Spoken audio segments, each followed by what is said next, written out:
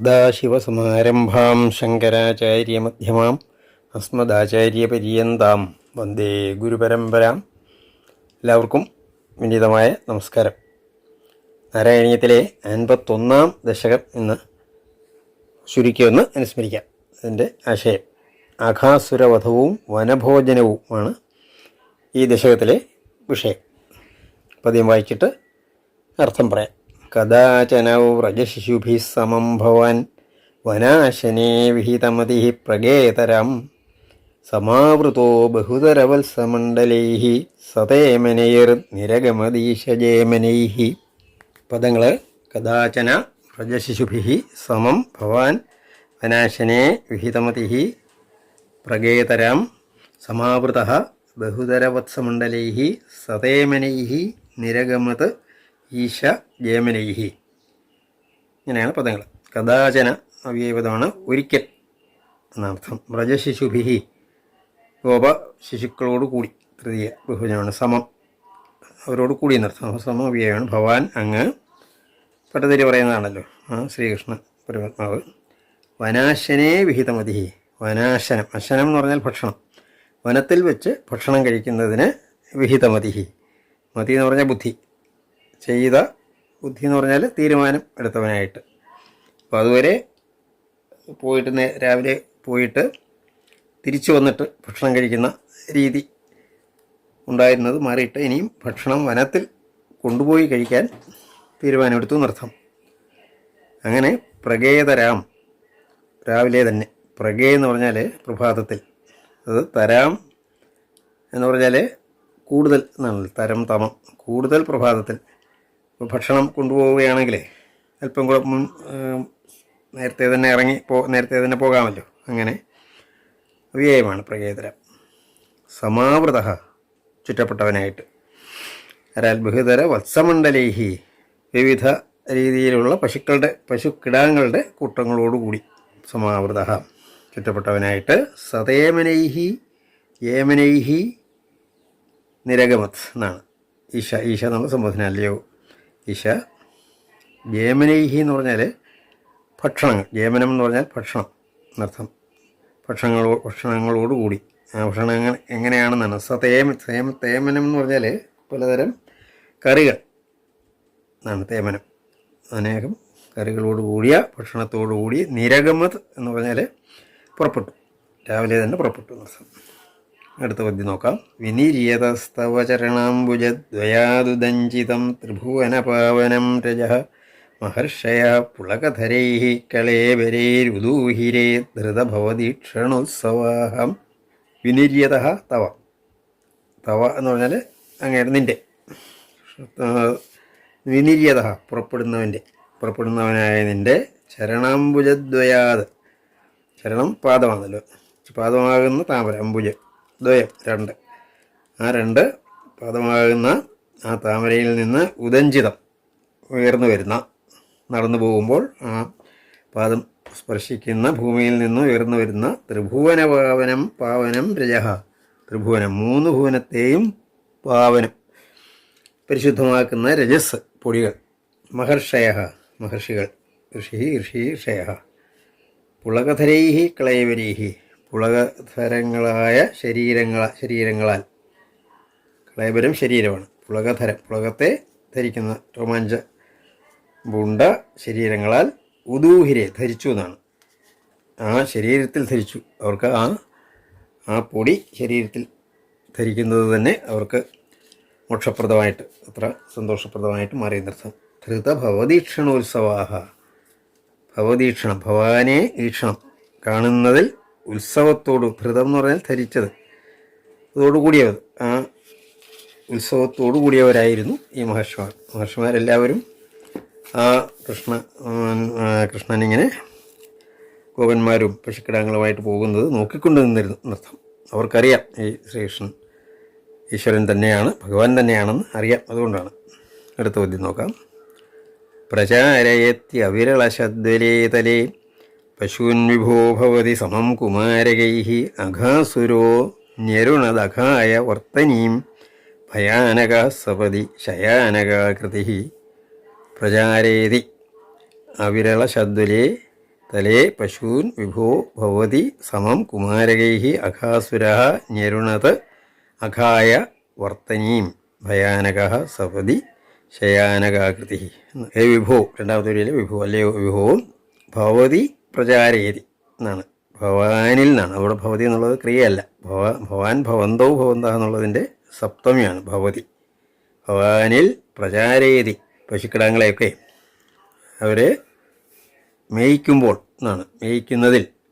ചാരണം ചെയ്യുക എന്ന് പറഞ്ഞാൽ മേയിക്കുക. ഇവിടെ മേയിക്കുന്നതിൽ സത്യസപ്തമി പ്രയോഗമാകുമ്പോൾ അങ്ങ് മേയിച്ചപ്പോൾ.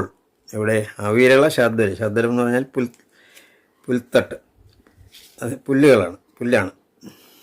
അവിരളം എന്ന് പറഞ്ഞാൽ വളരെ, വിരളം എന്ന് പറഞ്ഞാൽ കുറച്ചുള്ളത്, അവിരളം വളരെയുള്ള എന്നർത്ഥം. പുല്ലുള്ള തല പ്രദേശത്തിൽ പശൂൻ പ്രചാരയതി, പശുക്കളെ മേയിക്കുമ്പോൾ. കുമാരകൈഹി സമം ആണ്, കുമാരകന്മാരോട് കൂടിയാണ്. അഘാസുരൻ വർത്തനീം ഞരുണത് എന്നാണ്. വർത്തനി എന്ന് പറഞ്ഞാൽ വഴിയിൽ തടസ്സപ്പെടുത്തി. ഞരുണത് എന്ന് പറഞ്ഞാൽ അടച്ചു, തടസ്സപ്പെടുത്തി എന്നർത്ഥം. അഖം എന്ന് പറഞ്ഞാൽ പാപം, അത് ശ്രീകൃഷ്ണനെ വധിക്കുന്നതിന് വേണ്ടിയാണ് എന്നർത്ഥം. അർത്ഥമാണ് അഖം പാപം, അതിനുവേണ്ടി എന്ന് പറഞ്ഞാൽ അത് ഉദ്ദേശിച്ച്. ഭയാനക അഘാസുര, സപതി എന്ന് പറഞ്ഞാൽ പെട്ടെന്ന് തന്നെ. ശയാനകാകൃതി, ശയാനകൻ എന്ന് പറഞ്ഞാൽ പാമ്പ്, കിടക്കുന്ന സ്വഭാവമുള്ളവൻ എന്നുള്ളതാണ്. ആകൃതിയോടുകൂടിയ അസുരനാണ്, പക്ഷേ ഒരു വലിയ പെരുമ്പാമ്പിൻ്റെ രൂപത്തിൽ വന്നാണ് ആ വഴിയിൽ കിടന്നത് എന്നർത്ഥം. അടുത്ത പദ്യം നോക്കാം. മഹാചലപ്രതിമതനോർഗുഹാനിഭപ്രസാരിത പ്രഥിതമുഖസ്യ കാനനെ മുഖോദരം വിഹരണകൗതുകാദ്ഗതാഃ കുമാരകാഃ കിമപി വിദൂരകേ ത്വയി.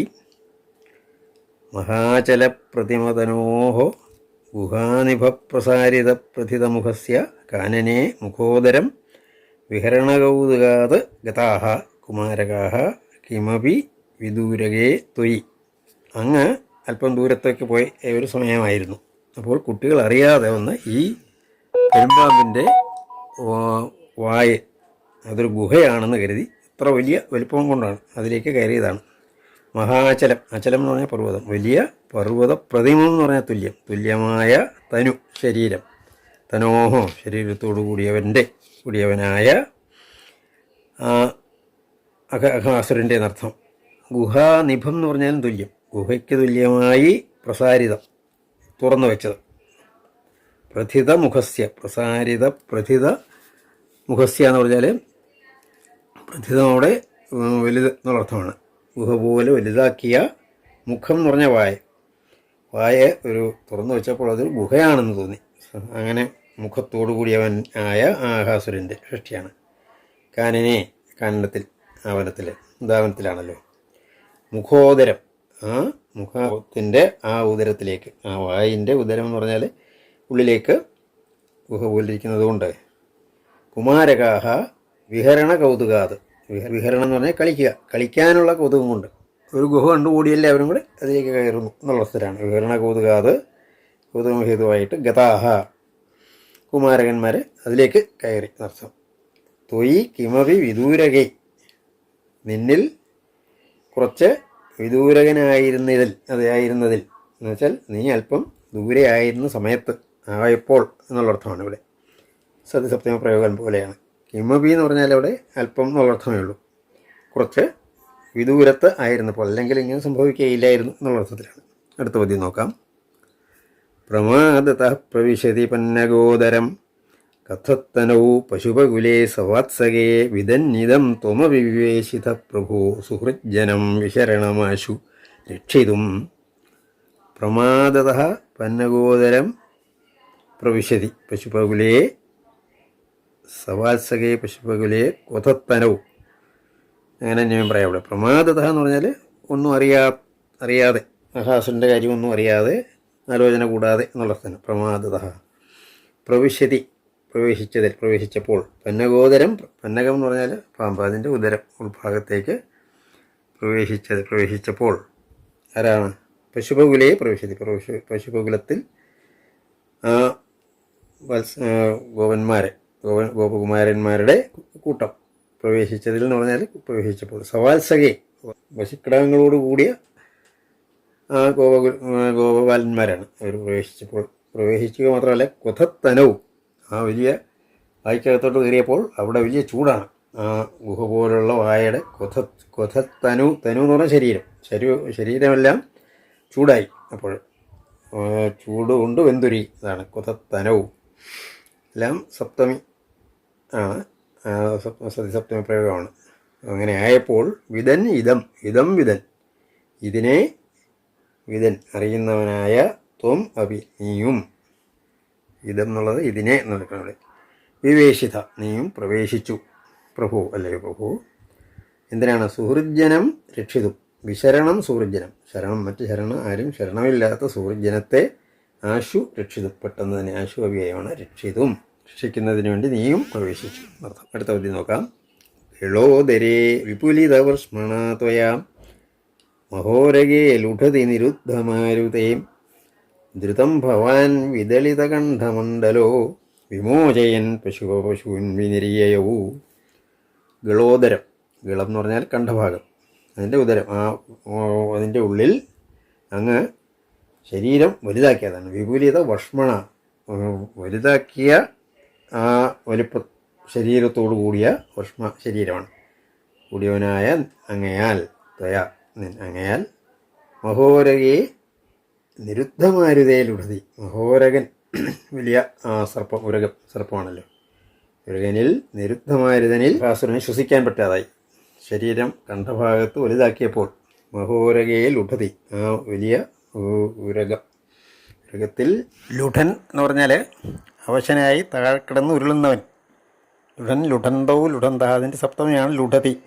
മഹോരകയെ ലുഠതി, ഉരകം താഴെ കിടന്ന് ഉരുണ്ടപ്പോൾ എന്നുള്ള അർത്ഥമാണ്.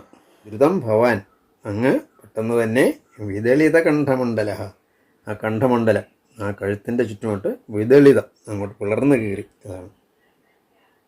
അങ്ങനെ കീറിയിട്ട് വിമോചയൻ മോചിപ്പിക്കുന്നവനായി. ആരെ? പശുപന്മാരെയും പശുക്കളെയും, ഗോപന്മാരെയും പശുക്കളെയും വിമോചയനായിട്ട് വിനിര്യയവും അങ്ങും പുറത്തേക്ക് വന്നു. അടുത്ത പദ്യം നോക്കാം. ക്ഷണം ദിവി ത്വദുപഗമാർത്ഥം ആസ്ഥിതം മഹാസുരപ്രഭവമഹോ മഹോമഹത്ത് വിനിർഗതേ ത്വയിതു നിലീനമഞ്ജസ നഭസ്ഥലേ നനൃതുരഥോ ജഗുസുരാഹ. ഈ സമയത്ത് ഈ അഘാസുരൻ്റെ ശരീരത്തിൽ നിന്നും ഒരു വലിയ തേജസ് ആകാശത്തേക്ക് ഉയർന്നവിടെ നിന്നു. അങ്ങ് ആ കൃഷ്ണൻ വെളിയിലേക്ക് വരുന്നതും കാത്തുനിന്നു. വെളിയിൽ വന്നപ്പോൾ ഉടനെ ആ തേജസ് ശ്രീകൃഷ്ണനിൽ ലയിച്ചു എന്നാണ്. ക്ഷണം പെട്ടെന്ന് തന്നെ ദീവി ആകാശത്തിൽ ത്വദുപഗമാർത്ഥം ആസ്ഥിതം, നിൻ്റെ ഉപഗമം എന്ന് പറഞ്ഞാൽ നീ പുറത്തേക്ക് വരുന്നത്, ഉപഗമാർത്ഥം അതിനുവേണ്ടി ആസ്ഥിതമായി അവിടെ നിന്നു. എന്താണ്? മഹാസുരപ്രഭവം, അഹോ എന്നുള്ളത് ഒരു അവ്യയമാണ്, ആശ്ചര്യം. പ്രഭവമായ മഹാസുരനിൽ നിന്നും ഉണ്ടായ വലിയ ഒരു മഹസ് എന്ന് പറഞ്ഞ ഒരു തേജസ് അവിടെ ആസ്ഥിതം, അവിടെ നിന്നു. വിനിർഗതയെ തൊയ്, നീ പുറത്തേക്ക് വന്നപ്പോൾ അഞ്ജസ നിലീനം, പെട്ടെന്ന് തന്നെ നിന്നിൽ ലയിച്ചു. നിലീനമായി എന്ന് പറഞ്ഞാൽ ലയിച്ചു. അഞ്ജസ അവ്യയമാണ്. ഈ സമയത്ത് നഭസ്ഥലേ, ആകാശത്തിൽ, നഭസ്ഥലത്തിൽ നനൃതുഹു നൃത്തം ചെയ്തു. അഥോ എന്ന് പറഞ്ഞാൽ അനന്തരം ജഗുഹു സുരാഹ, ജഗുഹു എന്ന് പറഞ്ഞാൽ പാട്ടുപാടുകയും ചെയ്തതാണ്. അടുത്ത പദ്യം നോക്കാം.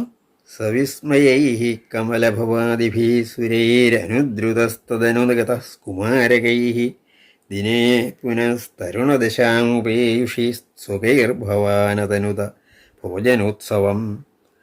സവിസ്മയൈ, വിസ്മയത്തോടു കൂടിയവരായ കമലഭവൻ എന്ന് പറഞ്ഞാൽ താമരയിൽ ഭവിച്ചവൻ ബ്രഹ്മാവ്, ആദിഭി തുടങ്ങിയവരായ സുരൈഹി സുരന്മാരാൽ, ദേവന്മാരാൽ, അനുദ്രുത എന്ന് പറഞ്ഞാൽ പുറകെ പിന്തുടരപ്പെട്ടവനായ, തദനു എന്ന് പറഞ്ഞാൽ അനന്തരം അവ്യയമാണ്, അനുദ്രുത വിസർഗമാണ്. ഗതഹ പോയവനായി, കുമാരകൈഹി കുമാരകന്മാരോടുകൂടിയാണ് അവിടെ നിന്നും ഇവരെ എല്ലാവരും കൂടി വീണ്ടും യാത്രയായി. അഘാസുര മോക്ഷവും അഘാസുരൻ്റെ ശരീരത്തിൽ നിന്നും ഉയർന്ന ഒരു തേജസ് ആ ശ്രീകൃഷ്ണ ഭഗവാനിൽ ലയിക്കുന്നതും കണ്ട ബ്രഹ്മാവ് തുടങ്ങിയ എല്ലാ ദേവന്മാരും ഈ ശ്രീകൃഷ്ണൻ്റെ ദൈവികത്വത്തിൽ അവർ അത്ഭുതപ്പെട്ടു. അങ്ങനെ അതുകൊണ്ടാണ് അവർ ആകാശമാർഗേണ ശ്രീകൃഷ്ണനെ തന്നെ പിന്തുടരുന്നത്. അടുത്ത ദശകത്തിൽ അതിൻ്റെ ഭാഗമായിട്ട് ബ്രഹ്മദേവൻ ആ ശ്രീകൃഷ്ണനെ ഒന്ന് പരീക്ഷിക്കുന്നതാണ് അടുത്ത ദശകത്തിലുള്ളത്. ദിനേ പുനഃ തരുണദശാം ഉപേയുഷി. ദിവസത്തിൽ തരുണദശയെ പ്രാപിച്ചവനിൽ എന്നാണ്. ഉപേയുഷി എന്നുള്ളത് പ്രാപിച്ചവനിൽ എന്നാണ്, സപ്തമിയാണ്. തരുണദശ എന്ന് പറഞ്ഞാൽ യൗവനം. ദിവസം യൗവനത്തെ പ്രാപിച്ചു എന്ന് പറഞ്ഞാൽ ഏകദേശം ഉച്ചസമയം ആയപ്പോൾ പിന്നീട് തരുണദശാം ഉപേയുഷ. അങ്ങനെ ആയപ്പോൾ അങ്ങ് എന്ത് ചെയ്തു? സ്വകൈഹി തനിക്കുള്ളവരോടൊപ്പം ഭവാൻ അങ്ങ് അതനുത എന്ന് പറഞ്ഞാൽ ചെയ്തു. ഭോജനോത്സവത്തെ ചെയ്തു. എല്ലാവരും കൂടി ചേർന്നുള്ള ഭക്ഷണം എന്ന ആ ഉത്സവത്തെ അങ്ങ് നിർവഹിച്ചു എന്നർത്ഥം.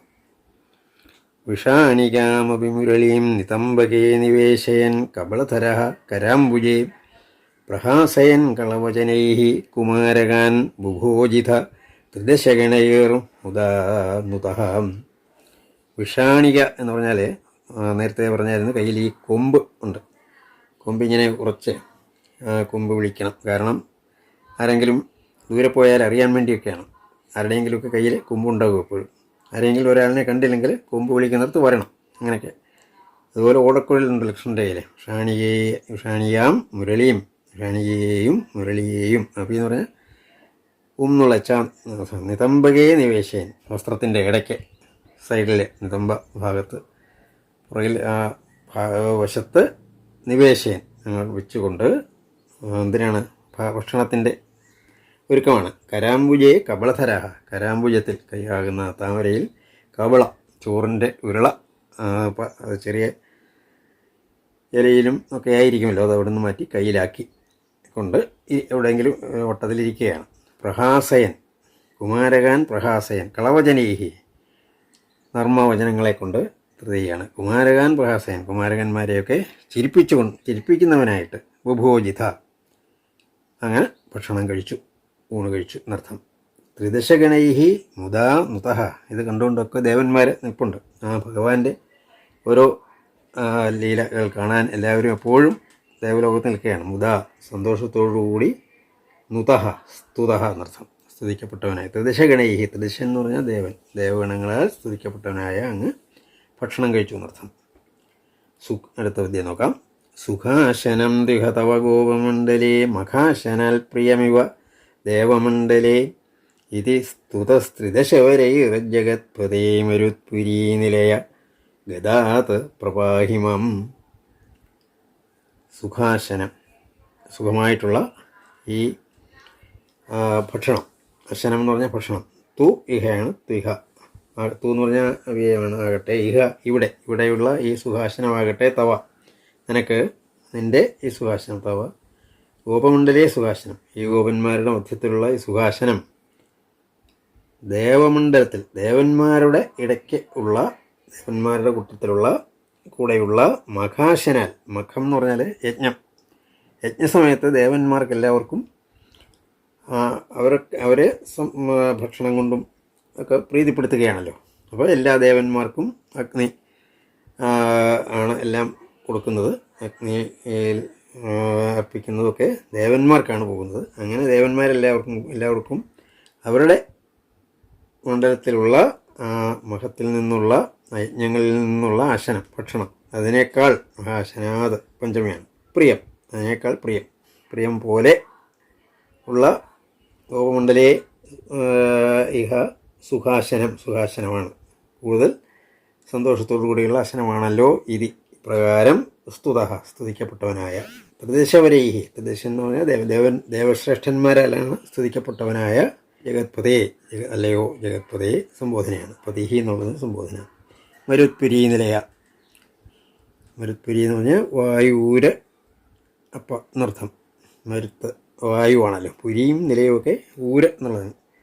അപ്പോൾ ആ നിലയത്തോടു കൂടിയവനാണ് ഗുരുവായൂരപ്പ എന്നർത്ഥം. ഗതാത് പ്രവാഹി മാം, മാം ഗതാത് പ്രവാഹി, എന്നെ എല്ലാ ഗതം എന്ന് പറഞ്ഞാൽ രോഗത്തിൽ നിന്നും പ്രവാഹി രക്ഷിച്ചാലും.